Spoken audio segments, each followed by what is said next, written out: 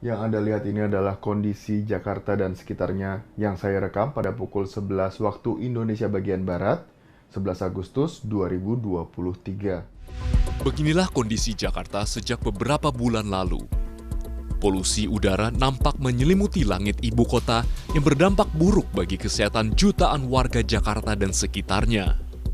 Berdasarkan data yang dimiliki oleh Nafas, rata-rata tahunan kondisi udara di Jakarta adalah 38 mikrogram per meter kubik, yang artinya kualitas udara di Jakarta tidak sehat untuk kelompok sensitif. Polusi udara Jakarta saat ini tidak lagi disebabkan pabrik-pabrik mesiu, tapi disebabkan oleh meningkatnya volume kendaraan pribadi dengan bahan bakar minyak dari masa ke masa, polusi lintas wilayah yang bersumber dari aktivitas 8 PLTU batubara yang melingkari wilayah Jakarta dalam radius 100 km hingga aktivitas membakar sampah. Disebutkan dari hasil riset bahwa 70-85% polusi udara di Jakarta itu karena kontribusi kendaraan bermotor ya. Nah, bahkan Dinas Perhubungan DKI Jakarta sendiri mengklaim bahwa 75% kontribusi emisi kendaraan bermotor lah yang menyebabkan polusi di Jakarta. Setiap kali bernapas kita memasukkan 500 ml udara. Nah, kalau di Jakarta dengan polusi udara yang tinggi, dengan berbagai macam polusi dari kendaraan bermotor tadi, dicampur dengan mungkin dari industri ya, sebagian kecil, dan dari rumah tangga, sebagian kecil. Ketika kita berada di Jakarta ya kita menghirup itu dan memasukkannya ke dalam paru-paru. Kita tidak pernah bisa memilih, kita mau bernafas memilih udara bersih, di Jakarta itu udah tidak mungkin lagi, kita berada di mana ya kita bernafas gitu. 3 tahun yang lalu, tepatnya sepanjang tahun 2019, aku keluar masuk 4 rumah sakit karena polusi Jakarta.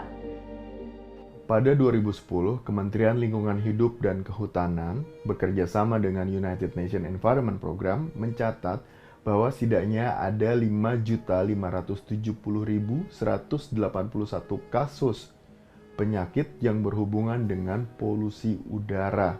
Tidak sedikit orang-orang yang kurang beruntung dan bernasib tragis hingga akhirnya meninggal dunia seperti Vivi Oktaviani. Nah, kalau kita lihat data yang dirilis oleh Our World in Data ya, itu kita bisa lihat bahwa kematian karena penyakit ya, 5 besarnya itu adalah terkait dengan polusi udara. Kalau ada kenaikan katakanlah 20 mikrogram per meter kubik, itu ternyata berhubungan dengan peningkatan kematian sebesar 17%.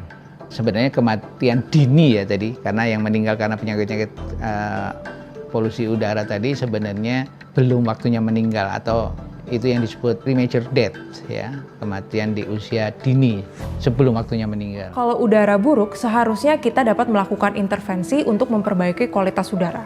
Adapun intervensi yang dapat kita lakukan adalah penegakan hukum yang lebih tegas, menciptakan transportasi publik yang terintegrasi, hingga elektrifikasi transportasi publik. Memperbaiki kualitas udara di Jakarta bukanlah hal yang mudah dan dapat dicapai dalam waktu yang singkat. Namun, hal ini bukanlah suatu hal yang mustahil, mengingat berbagai kota di dunia telah berhasil menurunkan tingkat pencemaran udara di wilayahnya.